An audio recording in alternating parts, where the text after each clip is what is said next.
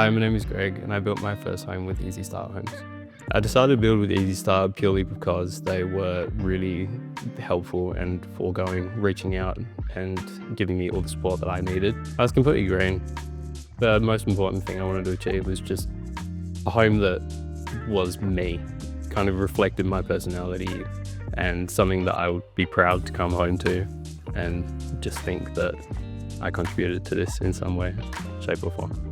So when looking for a home design, I really wanted the idea of kind of living towards the front of the house rather than the rear living trend that's going on.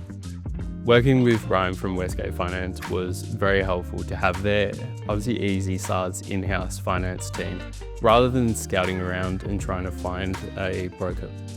When I received the keys, it was just a massive,